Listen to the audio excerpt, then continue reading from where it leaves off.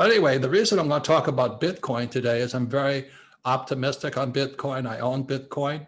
I'm going to buy more Bitcoin, but I'm going to say horrible things about it. So if you can't take it, you shouldn't listen to this program. But I will explain why I like Bitcoin. I also have Ethereum. I have no Doge coins and all those other things. To me, that's different. That's a mania. So does it make sense to you? I mean, it's people don't know what they're doing. They're speculating. Yeah, no, and I think that's what's going on. There's a lot of information, like you said in the past, like prior.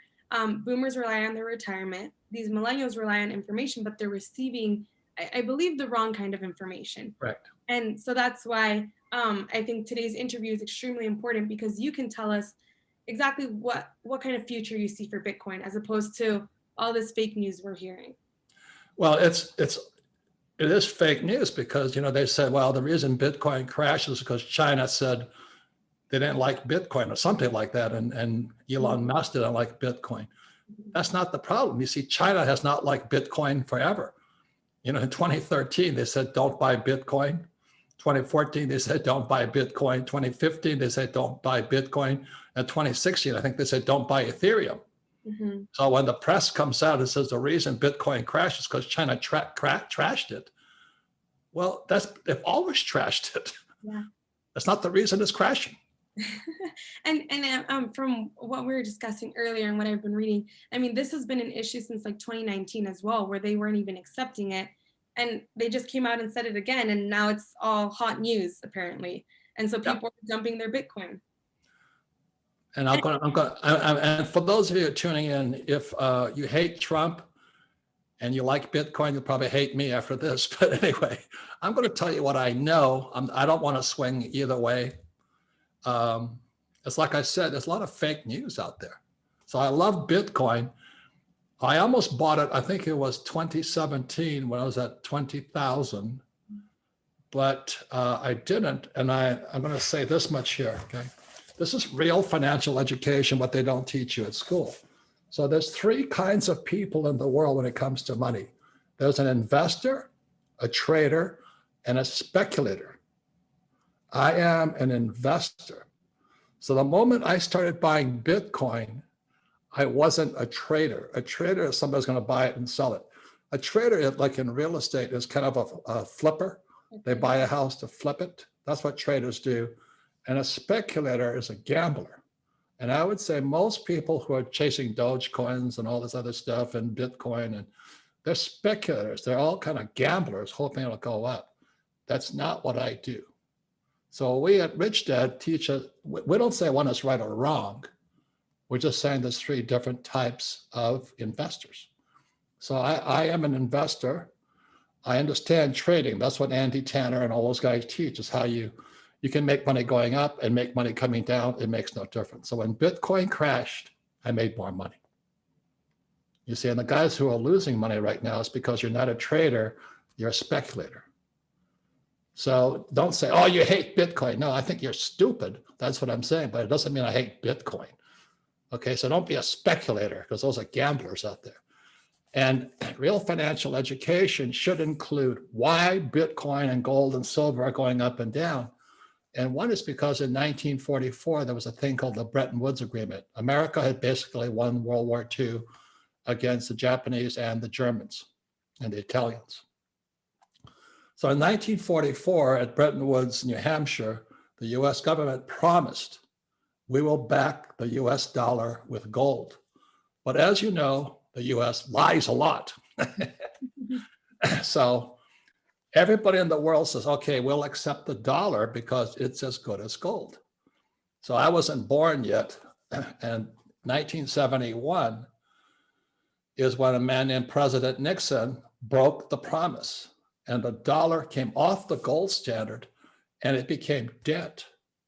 So the reason we have all this volatility with the Fed and the Treasury and Bitcoin and Dogecoin and all that is because of what happened here. So in 1971, the reason your father and I traveled the world teaching financial education is because this changed all the rules here. Okay. So what happened in 1964, I started buying silver. I was 16 or 17 years old. And in 1972, I started buying gold at $35 an ounce. But in 1971, it was illegal for Americans to own gold. And I was a pilot in Vietnam flying for the US Marine Corps. And I thought it was really strange that it was illegal for an American to own gold. Mm-hmm. So I became suspicious of the Federal Reserve Bank and the Treasury. So when I meet most Bitcoin investors, they don't trust the Fed and the Treasury either. They don't trust Biden. They don't especially like Kamala, and they don't trust Nancy. You know, Bitcoin guys and women are rebels.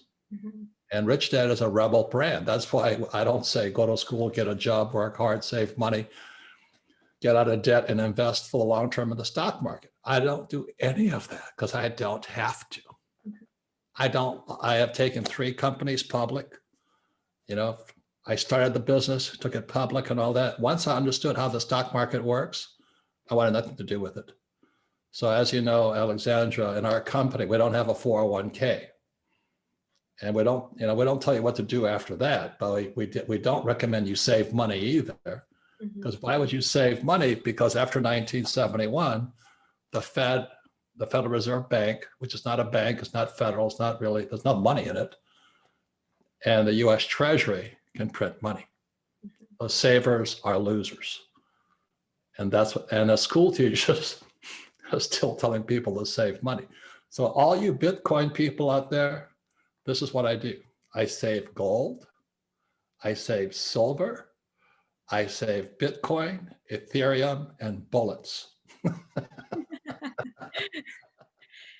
What I find extremely interesting while you're talking right now is because, you know, you get excited when things like this happen. And while other people are panicking over this Bitcoin crash, you're like, hey, it's on sale. This is an opportunity. And I think that's the key. It's the lack of financial education that we're seeing during a time like this, where it can really, I mean, take a downturn in someone's financial status if they weren't prepared for something like this. And so I think the beauty of what you were saying, this is something long-term. It's not just to trade and speculate. That's the key right now. And so many people are missing out on this. But something I'm also realizing while you talk is, okay, so their attempt to gain power and regulate this and the economy really just adds value to the Bitcoin, just like it did for gold and silver, right? Yeah, let me finish this because I'm going to go macro. Yeah. You know, as I said, Bitcoin guys, they're, you know, what's this big? Their minds are that small. I was just in Cancun, Mexico, and there was several Bitcoin millionaires in there, and they're all trying to get me to buy more Bitcoin. I said, why? It's high. You know, that's like me buying Apple stock. It's too high. Mm-hmm. You know, I want to wait till it crashes. So anyway, the reason I want to do this is because so many of those young guys out there about your age, they're Bitcoin millionaires. But as the market started to crash, they became afraid. And the reason for that is because they got rich being speculators. They got lucky. You know, they just happened to buy 10,000 Bitcoin at $1 each, and now they're multimillionaires. But as it comes down, and the reason they're afraid is if Bitcoin goes to zero, which it possibly could, I'm not saying it will, they're wiped out. And so what we teach at Rich Dad is how you know, I've made it and lost it, I've made it and lost it. But that's how you really learn. And the reason school teachers are poor is because they tell you not to make mistakes. I've made so many stupid mistakes. I mean, your father and I have, you know, if you look up stupid people, we're probably at the top of the list. But we keep bouncing back. And that's really what entrepreneurship is. But our school system teaches you to be employees. So anyway, let me go on the big picture again. So this was Rich Dad, Poor Dad. This is financial education, how to be a capitalist. You have to have income. So income statement and income statement. This is a balance sheet. There's another thing called a statement of cash flow. And that's why in I forget when it was now, we created the cash flow board game. This is a capitalist tool to teach you how to think like a capitalist. And if you read Rich Dad, Poor Dad, that's all this book was. Rich Dad, Poor Dad is a book on the most boring subject on planet Earth, accounting. So when I was 9 years old, my rich dad started teaching me this playing Monopoly.